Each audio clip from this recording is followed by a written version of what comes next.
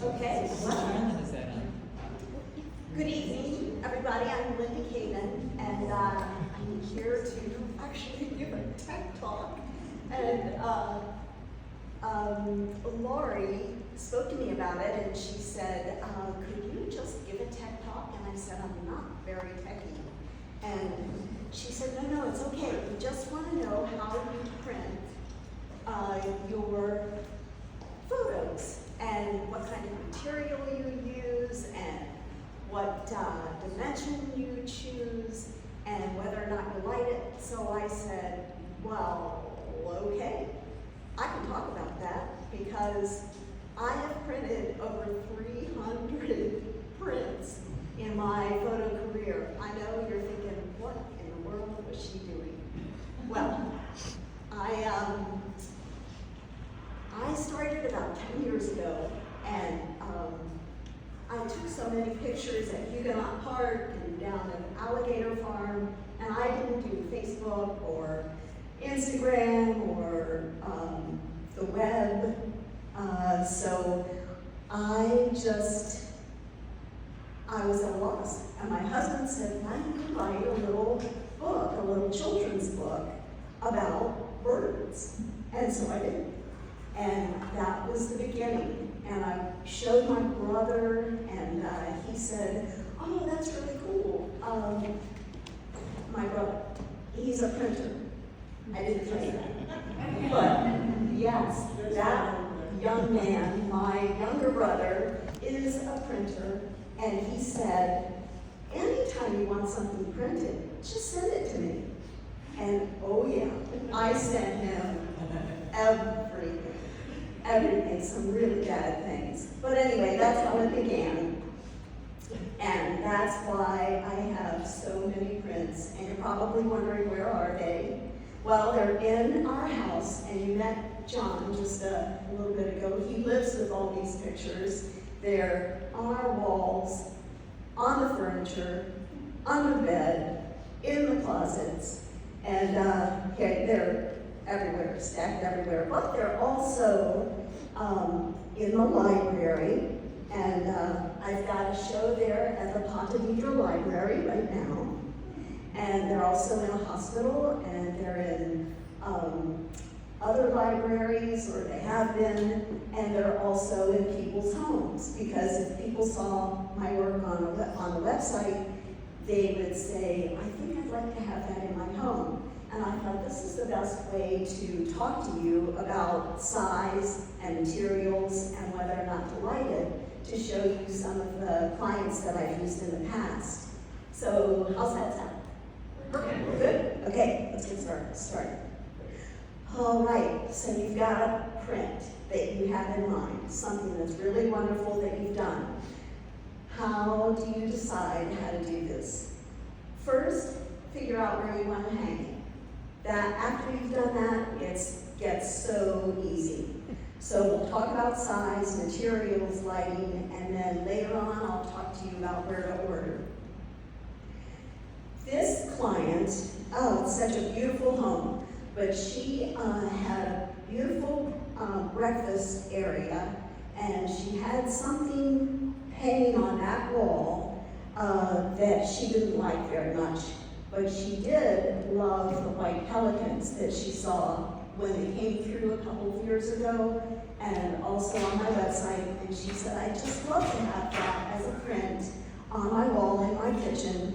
And the existing print was 18 wide by 24 high. So this was easy. She said, I just want it a little bit bigger. So we made it 19 by 25. And we printed it on luster print so that it wouldn't be reflective, because a lot of light flows into that room. And we did a mat and a frame because everything else in her house was framed. So this was in keeping with the rest of the style of her home. However, that silver gold frame just pops. It's just so sparkly and pretty in the morning when she sees that. Okay, here's another print. This was people that had a new home. They already had their furniture, but they didn't have anything on the walls. And so she wanted, as they came downstairs from their bedroom, she wanted one of the sunrises that's on my website. And this was the one she loved.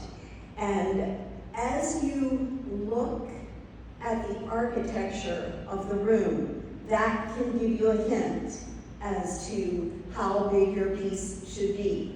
And in this case, we wanted the left edge of the print to be in keeping with that ceiling beam.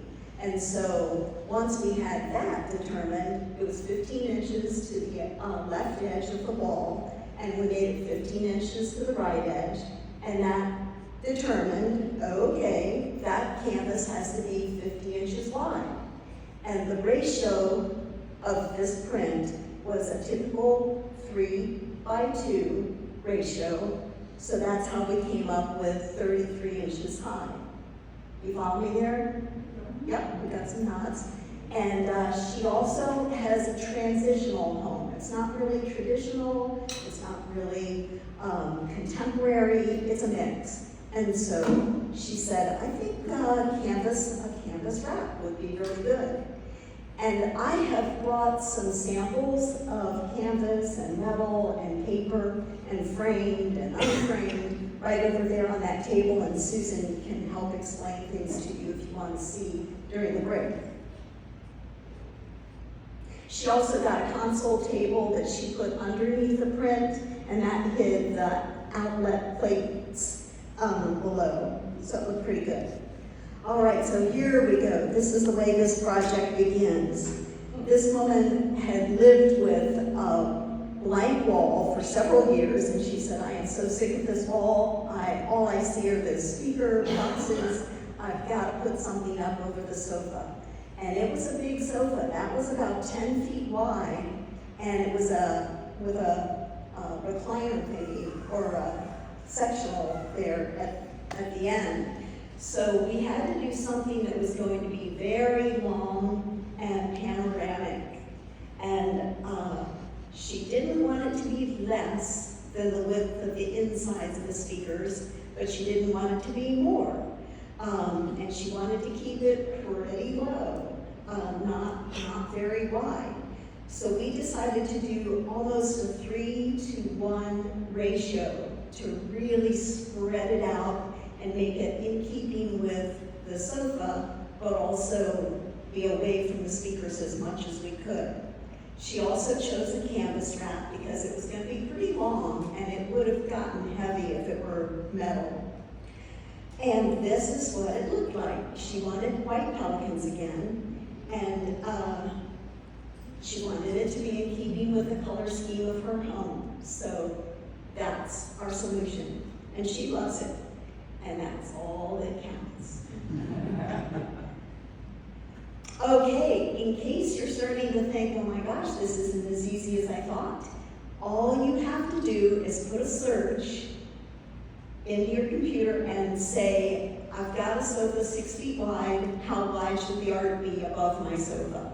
And it'll tell you if you have a 1-seater, a 2-seater, 3-seater, 4-seater, 5-seater.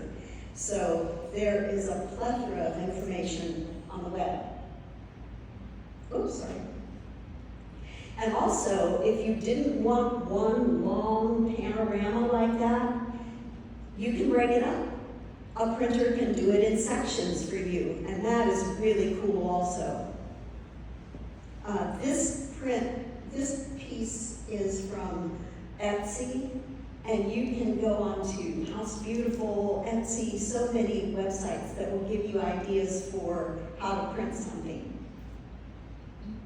All right, this is 2 separate vertical pictures. So on the left is the same thing on the right, but on the left, a woman has a lovely, lovely garden room with a wood sliding panel on that back wall that slides to the left, and then it becomes a closet. And she uses this room as kind of a retreat. I think she does yoga in there, I'm not quite sure. But she wanted a print, and she looked on my website and saw this gold dust gecko and said, I love that print. I've got to have it in my garden room. And I said, okay. And I was thinking, I'm not so sure, but I mocked it up in Photoshop so that she could see this is what a 6-foot lizard looks like in your garden.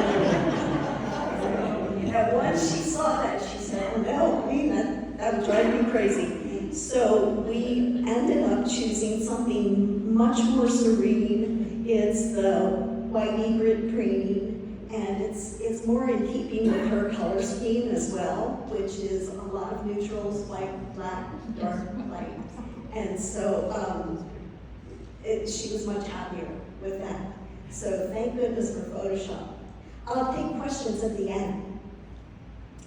Okay, do you remember that sunrise shot coming down from upstairs, the one that was in the beginning? Okay. Here is a sunrise shot, and we put a light on it as well. So this person wanted something lovely that reminded her of Maine, even though this is taken in Marineland, down where the Coquina Rocks are. And she said that is just the perfect print for that office. So we printed it on acrylic, and there are some acrylic blocks over there that you can see. Acrylic is marvelous. It pulls the light into the material and bounces it out, and it becomes almost three-dimensional. It's a wonderful material. It's the most expensive. And then putting a hard wire picture light above it was expensive. So this whole project became very expensive, but it was very, very pretty. And so that's metal you've seen, and acrylic you've seen, and the paper that you've seen.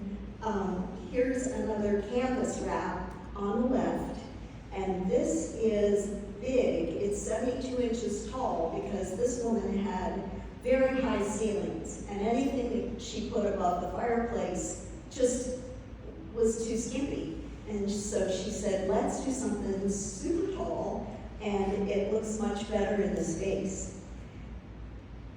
And on the right this is an interesting way to print. It's on plastic, and it disconnects really easily from the back frame, and you can roll it up. And if you happen to be somebody that's doing art shows and you're changing your things a lot, this is a great way to go, and it's very compact. And yet another way you can show your prints is on an art shelf. This on the left, this is our house, and I have these shelves that make it really easy to change prints as you get something new and you don't want to frame it and go through all the trouble of, you might want to change something occasionally. What? And your roadie's not available to hang it. And my roadie is not available to hang it, yes. So in this case, I have propped up the things that I entered in the print contest for F3C, and I hope I've got some in the future that I can change it out to.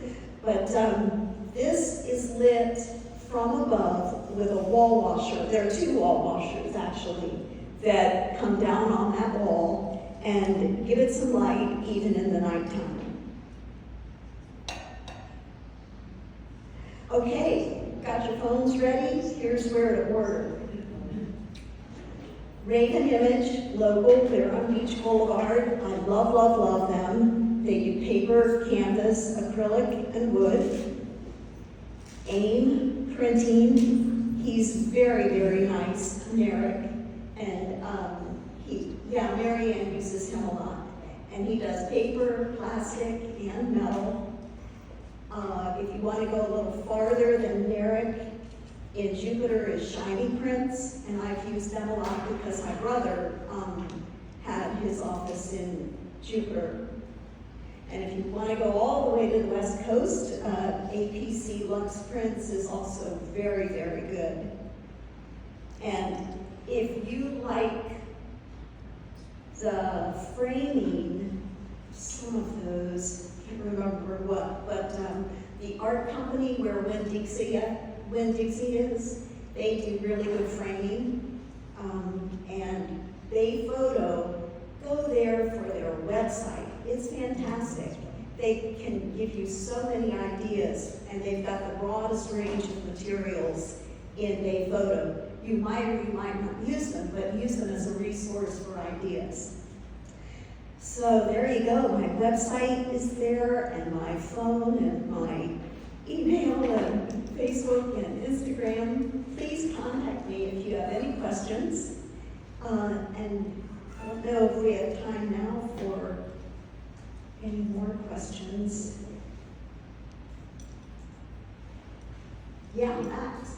Just to mention that AIM gives BPC members a 10% discount. Exactly, they give us a discount. Yes. How do you deal, I mean, you're using a lot of different printers. How do you deal with color correction, I guess? Yes. To make sure that it's the right color. Oh, I'm so glad you mentioned that. Susan is holding up some samples, because if I haven't used a printer before, I will ask for a sample, and they're generally very inexpensive, like under $20, and have them run a small piece or just a section of your piece, because they might not see it the way your monitor sees it. Yeah. In photos, you have an option to have them color correct or not also. Yes. And it's not, they don't charge you anything. Or $10, isn't it? Okay. They don't charge you. Okay. Well, Bay Photo doesn't even charge for color correction. Linda, do you sign your photographs? I use digital signature that is, you can see it on the table. Yeah, she has her watermark. Yes. Mm-hmm. Do you put your names in the photos that you send to the public, or you don't put your name on it? I do put my name on